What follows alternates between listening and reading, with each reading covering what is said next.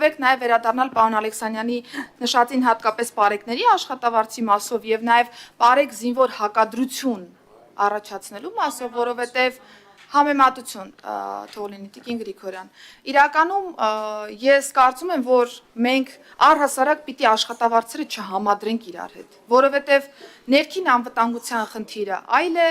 արտաքին անվտանգության խնդիրները այլ են, եւ մեր հանրապետությունում թե զինվորը, թե պարեկը, թե մնացյալ ցանկացած աշխատող պիտի ստանա պատշաճ աշխատավարձ, որովհետև պարեկի աշխատանքը այլ բարդություններ ունի, զինվորի աշխատանքը այլ բարդություններ ունի։ Ես չեմ ուզում մենք իրար հակադրենք Հայաստանի Հանրապետությունում երկու կարևորագույն ֆունկցիա սպասարկող անձին, եւ ավելին, ես հուսով եմ, որ թե Պաշտպանության նախարարությունը կշարունակի աշխատավարձերի բարձրացման քաղաքականությունը, իմ մասով էլ հավաստիացնում եմ, որ ես շարունակելու եմ ոստիկանների աշխատավարձային քաղաքականության փոփոխությունը, որովհետև այդ ծառայողները 24/7 ռեժիմով աշխատում են Հայաստանի Հանրապետությունում եւ երաշխավորում են, որ մենք այսօր այո, նույնիսկ քաղաքական թեժ քննարկում ունենանք, որովհետև դրսում հասարակական կարգ եւ անվտանգություն կա ապահովում։ Տիկին նախարար, բոլոր ուժային կառույցները դրանք ծառայողներ են,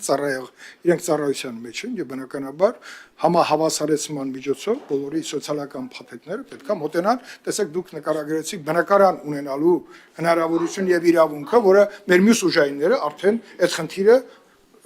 լուծել են եւ հիմա ձեզանից հետո այստեղ գալու է Պաշտպանության նախարարը եւ բնականաբար այդ հարցերի մի մասը կգնա պարոն նախարարին։